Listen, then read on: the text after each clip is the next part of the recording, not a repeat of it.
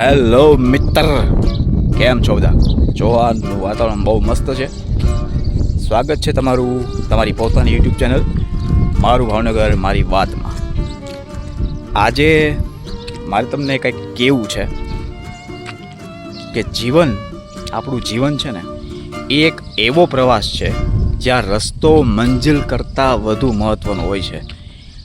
આપણે છે ને ઘણીવાર ભવિષ્યની ચિંતામાં અથવા ભૂતકાળના પસ્તાવામાં એટલા ખોવાઈ જઈએ છીએ કે વર્તમાનની ક્ષણોને માણવાનું ભૂલી જ જઈએ છીએ. તો જીવનને વધુ સારી રીતે સમજવા માટે આ 5 વાતો જો હું જે કહું છું એ હંમેશા યાદ રાખો. પહેલી વાત, પરિવર્તન જ સત્ય છે. જીવનમાં છે ને કશું સ્થિર છે જ નહીં. જો આજે ખરાબ સમય છે તો એ પણ જશે, અને જો સારો સમય છે તો તેનું સન્માન કરો, કેમ કે પાનખર વગર ઝાડ પર નવા પાંદડા નથી આવતા, તેમ સંઘર્ષ વગર જીવનમાં નવી વસંત નથી આવતી. બીજું છે, તમારી સરખામણી કમ્પેરિઝન બીજા સાથે નહીં કરવાની. દરેક ફૂલના ખીલવાનો સમય છે ને એ અલગ અલગ હોય. સૂરજ અને ચંદ્ર બંને પોતપોતાના સમયે ચમકે છે. બીજાની સફળતા જોઈને દુઃખી થવા કરતાં ગઈકાલના તમારા પોતાના સ્વરૂપ કરતાં આજે તમે કેટલા શ્રેષ્ઠ બન્યા છો ને તેના પર વધુ ધ્યાન કેન્દ્રિત કરવાનું. ત્રીજી વસ્તુ છે ક્ષમા અને સ્વીકાર.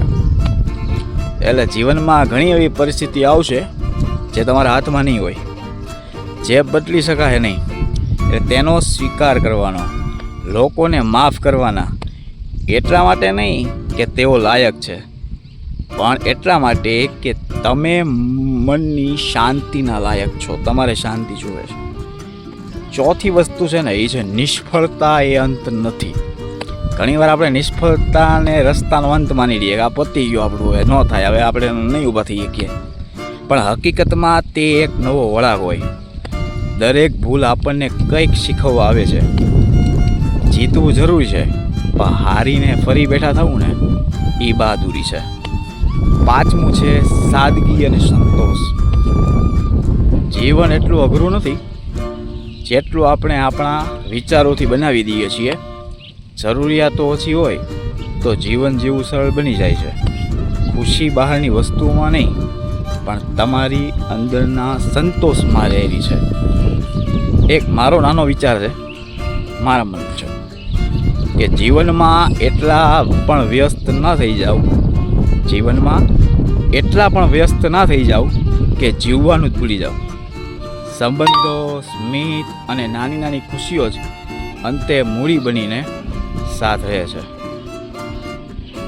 આ વાત કેવી લાગી મને કહેજો. શેર કરજો, સબસ્ક્રાઈબ કરજો અને કોમેન્ટ કરજો, લાઈક કરજો. Thank you. મહાદેવર. જય શ્રી કૃષ્ણ. બાય.